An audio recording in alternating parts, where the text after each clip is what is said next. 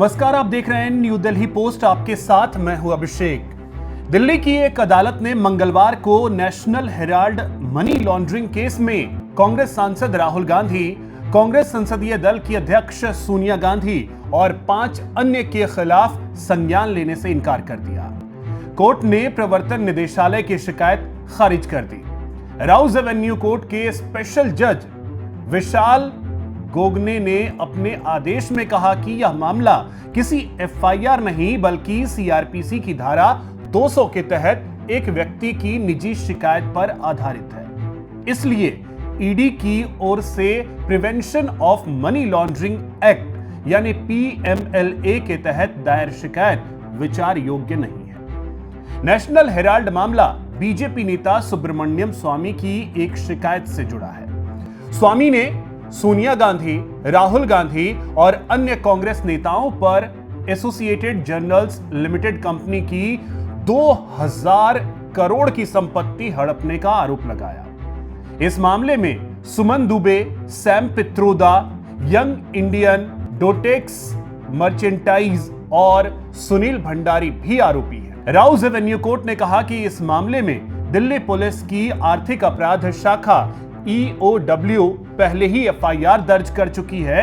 ऐसे में ईडी की दलीलों पर फैसला देना जल्दबाजी और गलत होगा। कोर्ट ने यह भी कहा कि चूंकि दिल्ली पुलिस ने एफआईआर दर्ज कर ली है और ईडी ने कहा है कि मामले में जांच जारी है, इसलिए ईडी चाहे तो मामले में आगे की दलीलें पेश कर सकती है। अब आपको बताते हैं कि आखिर क्या है ये नेशनल हेराल्ड केस। बीजेपी नेता सुब्रमण्यम स्वामी ने साल 2012 में दिल्ली के पटियाला हाउस कोर्ट में एक याचिका दाखिल करते हुए सोनिया गांधी, राहुल गांधी और कांग्रेस के ही मोतीलाल वोरा, ऑस्कर फर्नांडिस, सैम पित्रोदा और सुमन दुबे पर घाटे में चल रहे नेशनल हेराल्ड अखबार को धोखाधड़ी और पैसों की हेरा फेरी के जरिए हड़पने का आरोप लगाया था।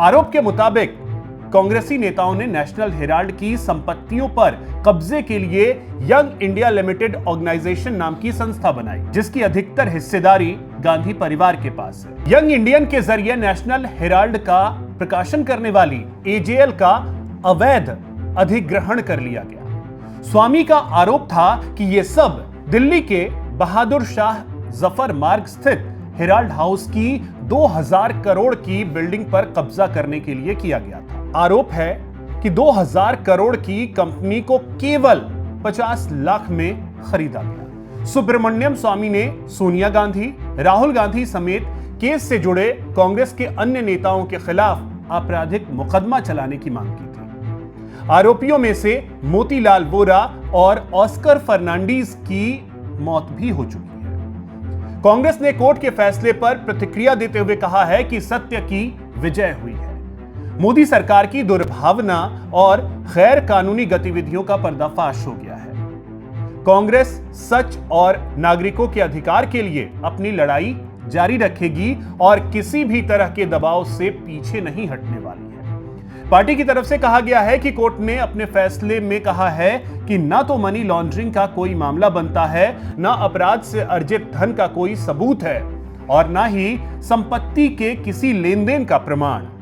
ये आरोप निराधार थे, जिन्हें राजनीतिक दबाव, बदनाम करने की कोशिश और प्रचार अभियान के तौर पर इस्तेमाल किया गया। साल 2022 में सोनिया और राहुल से घंटों पूछताछ भी हुई थी। नेशनल हेराल्ड मामले में ईडी ने साल 2022 में राहुल गांधी और सोनिया गांधी को अपने दफ्तर कई बार बुलाकर पूछताछ की थी। ईडी ने 13 जून 2022 से 17 जून 2022 तक राहुल से लगातार 5 दिनों तक कई चरणों में करीब 50 घंटे पूछताछ की थी। सोनिया गांधी से 21 जुलाई 2022 से पूछताछ शुरू हुई। 3 दिन के दौरान कई चरणों में करीब 12 घंटे पूछताछ हुई। ईडी ने इस दौरान उनसे 100 से ज्यादा सवाल पूछे थे। ईडी ने 12 अप्रैल को बताया था कि उसने दिल्ली, मुंबई और लखनऊ में स्थित 661 करोड़ रुपए की अचल संपत्ति का कब्जा लेने के लिए नोटिस जारी किया है। ये संपत्तियां नेशनल हेराल्ड अखबार और उससे जुड़ी एसोसिएटेड जर्नल लिमिटेड यानी AJL से जुड़े मनी लॉन्ड्रिंग मामले में अटैच की गई थी।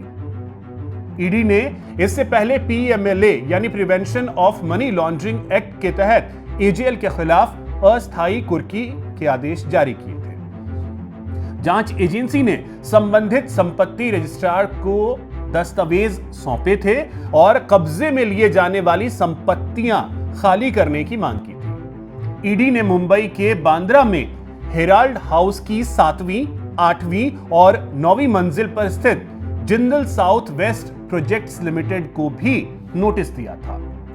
इसमें कहा गया कि कंपनी ईडी के निदेशक के पक्ष में हर महीने का किराया ट्रांसफर करे। अब आज जो कुछ भी कोर्ट में हुआ है उसके बाद कांग्रेस के हौसले बुलंद। वीडियो आपको कैसा लगा कमेंट के जरिए जरूर बताइएगा। हमारे चैनल को सब्सक्राइब कीजिए, वीडियो को अधिक से अधिक शेयर कीजिए, लाइक कीजिए। जय हिंद, जय भारत।